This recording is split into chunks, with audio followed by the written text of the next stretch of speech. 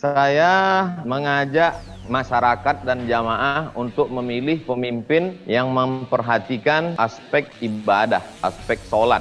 Itu adalah titik temu saya ketika mengajak jamaah untuk memilih pemimpin. Kita tinggal di negara demokrasi, kita bukan monarki, kita bukan teokrasi. Ketika saya mengajak jamaah, saya tidak memaksa jamaah, saya menceritakan itu kepada jamaah. Maka saat itu kita sebenarnya sedang mengamalkan demokrasi Pancasila.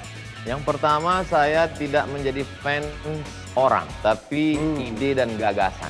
Sehingga saya tidak kecewa karena gagasan akan diperjuangkan oleh siapapun.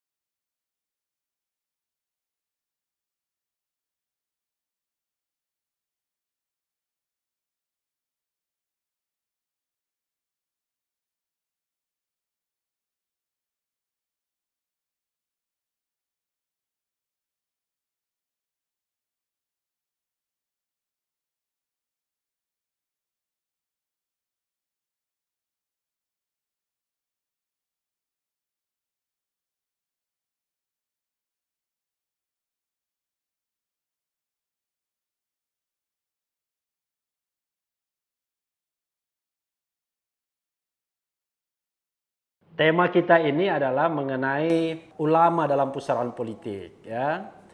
Kadang-kadang kalau kita bicara mengenai sejarah Republik Indonesia ini, antara Islam dan politik itu selalu seperti hubungan yang kadang mesra, kadang jauh, kadang dekat. Kadang orang mengakui pentingnya Islam dalam politik atau ulama dalam politik, tapi kadang-kadang didinai juga, diingkari. Sebagai permulaan, Ustaz ada konsep mengenai soal Islam dan politik terutama di Indonesia. Baik, bismillahirrahmanirrahim. Alhamdulillah, wassalatu wassalamu ala rasulillah. Pertama, saya mohon maaf kepada Abangda Dr. Rafli Harun pada bulan suci Ramadan kemarin, karena setiap sore itu kita kadang sampai 2 kali streaming dengan sahabat-sahabat. Jadi waktu itu saya katakan insya Allah saya akan ketemu dalam halal bihalal dengan Bang Rafli Harun dalam dialog. Alhamdulillah hari ini pertemuan kita dikabulkan Allah Subhanahu wa Ta'ala. Kemudian tentang masalah yang Abang tanyakan, konsep ulama dalam politik, dalam kekuasaan, maka sesungguhnya Islam bukanlah agama yang hanya mengatur tentang hubungan manusia dengan Tuhan saja. Tapi lebih daripada itu, fikih itu ada namanya fikih ibadah, sholat, zakat, puasa, haji. Yang kedua ada fikih muamalah, yaitu tentang masalah jual beli, gadai, hutang piutang. Ada namanya fikih munakahah, terkait tentang masalah pernikahan, tanggung jawab suami, tolak, rujuk, li'an, zihar. Ada namanya yang disebut dengan fikih daulah. Kalau bahasanya fikih Islam Sulaiman Rashid, dia sebut khilafah. Ada yang menyebutnya sebagai fikih daulah. Ada yang menyebutnya sebagai siasah syar'iyah.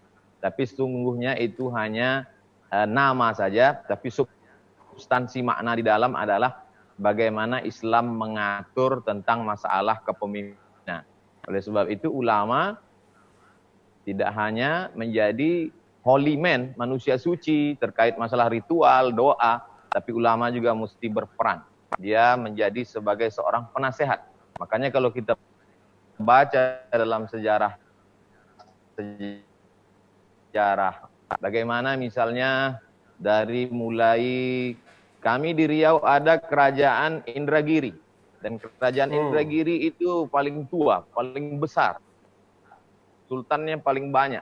Dan di antara ulama yang mendampingi Sultan Indragiri itu adalah Syekh Abdurrahman Siddiq Al-Banjari. Merupakan cucu cicit dari Syekh Muhammad Arsyad Al-Banjari. Begitu juga di Palembang, kerajaan Melayu Palembang ada ulama besar. Namanya Syekh Abdul Samad Al-Falembani. Bukunya sampai hari ini dikaji di Riau. Nama kitabnya Tat, Khairus Salikin. saya pun tak tahu, Tat. Saya berasal dari Palembang, tapi nggak tahu. Masya Kita Allah. S3 semua dari Sumatera. Barakallah. Berkah selalu abang. Jadi saya pikir Ya. itu kaitan ulama mesti berperan. Dan dalam perjuangan Indonesia, ulama perannya luar biasa. Kalau kita memperingati Hari Pahlawan di bulan November, maka sesungguhnya pergolakan di Surabaya itu adalah karena fatwa jihad dari Hadratus Syekh Hasyim Asy'ari pada tanggal 22 Oktober. Barulah meledak perlawanan melawan Belanda. Saya kira begitu Bang Refli. Tetapi kemudian orang kan komplain, ya saya kan di channel Refli Harun ini ngomong apa adanya, Prof. Karena kita S3 kan sama-sama Sumatera. S3. Jadi orang komplain pilkada DKI ya sama Pilpres 2019 ini bawa-bawa agama, jadi dianggap wah ini politik sektarian, politik kadrun, politik kampret ya kan, lawannya cebong. Itu gimana Ustadz menanggapinya? Tad? Saya mengajak masyarakat dan jamaah untuk memilih pemimpin yang memperhatikan aspek ibadah, aspek sholat. Dan ketika kita lihat dulu ada wacana seseorang yang bukan orang Bali dan bukan Hindu mau dicalonkan menjadi gubernur Bali, masyarakat Bali juga menolak dengan lembut. Saudara-saudara kita di Bali mengatakan masih ada orang Bali. Artinya apa yang dirasakan oleh umat Islam itu dirasakan juga oleh siapapun. Kita tetap menjunjung Pancasila, Negara Kesatuan Republik Indonesia, Undang-Undang Dasar 1945. Itu adalah titik temu saya ketika mengajak jamaah untuk memilih pemimpin. Kita tinggal di negara demokrasi, kita bukan monarki, kita bukan teokrasi. Ketika saya mengajak jamaah, saya tidak memaksa jamaah, saya menceritakan itu kepada jamaah. Maka saat itu kita sebenarnya sedang mengamalkan demokrasi Pancasila. Suara terbanyak adalah suara yang menang dengan penuh keadilan dan kesadaran masyarakat untuk memilih. Saya kira itu bagian dari demokrasi, Bang Rafi. Ustadz kemudian secara terang-terangan mendeklarasikan bahwa Ustadz mendukung pasangan Prabowo Sandiaga Uno. Di Pilkada DKI pasangan Anies Sandiaga Uno. Alasannya kenapa, Tat? Karena kan bisa memecah belah umat. Karena Ustadz ini kan milik semua umat Islam gitu ya. Sementara kita tahu di sebelah pasangan yang lain kan juga umat Islam banyak juga. Kenapa, Tat? Pertama ada yang kita sebut sebagai bingkai kebangsaan. Ukhuwah wataniyah. Bersaudara karena satu bangsa dan setanah air. Bahkan yang lebih besar lagi daripada itu. Kita tidak pernah ganggu bule-bule yang datang ke Riau. Mereka ingin melihat Siak Sri Indrapura, kerajaannya, manuskripnya. Kita hormati mereka sebagai manusia. Namanya ukhuwah insaniyah. Saudara sama-sama satu jenis manusia. Saudara kemanusiaan. Diperkecil lagi saudara kebangsaan. Tapi ada lagi yang lebih kecil lagi, saudara satu agama, satu keyakinan. Selama kita tidak menjelekkan orang, selama kita tidak membuli orang, tidak menghinakan orang, kita berbicara tentang masalah bagaimana rahmatan lil alamin. Dan itu adalah bagian dari satu pilihan. Saya sebagai warga negara menunjukkan suara saya dan itu dilindungi, diakui oleh undang-undang Negara Kesatuan Republik Indonesia.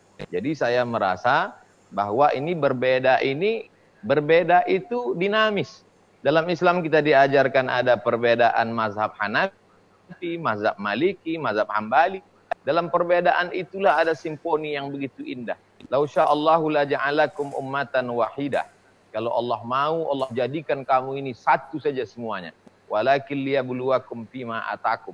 Justru dengan perbedaan kamu itu Allah menguji kamu. Dan sampai hari ini alhamdulillah di tengah perbedaan, saya masih tetap berteman baik dengan sahabat-sahabat yang berbeda agama, berbeda partai, berbeda pilihan, bahwa kita ada bully-membuli di internet, ada buzzer, ada macam-macam. Saya kira Bang Rafli juga merasakan itu, dan saya pikir itu bagian dari dinamika, Bagian dari bunga-bunga dakwah bagi saya. Tad, kalau sudah muncul bully itu bagus, Tad. Artinya berhasil itu kalau kita bikin YouTube channel. Tapi kalau bilang simfoni yang indah tadi itu Bob Tutupoli itu zaman dulu. Tapi yang baru Once.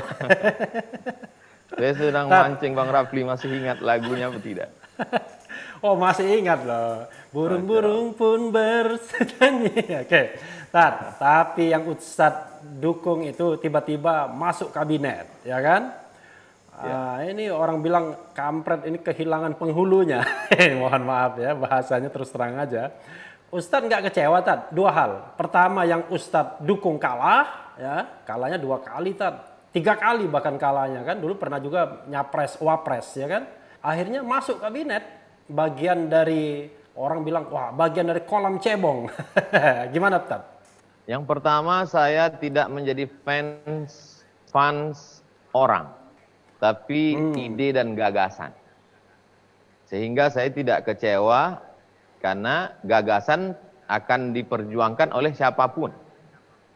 Yang kedua, bahwa saya tidak berpikir sendiri, tidak berijtihad sendiri. Saya mendengarkan fatwa ulama. Ulama yang zahir, yang melihat dari analisa, ulama yang batin, yang selalu mendapatkan inspirasi, wahyu sudah terputus, tapi mereka mendapat ilham karena kejernihan hati. Mereka yang menyuruh saya. Lalu kemudian ketika saya sampaikan, dengan segala macam konsekuensinya saya terima. Lalu kemudian terjadi apa yang terjadi. Tidak ada kekecewaan sedikit pun, karena itu adalah yang sudah saya lakukan. Saya hanya melakukan yang perlu saya lakukan, agar umat tidak menyalahkan saya di masa akan datang. Agar saya tidak abu-abu, saya bersikap, saya punya prinsip. Walaupun di balik itu saya mesti membayar high cost, harga mahal. Dengan bully, dengan kebencian, dengan putus persahabatan, dan lain-lainnya. Jadi tidak ada kekecewaan sedikit pun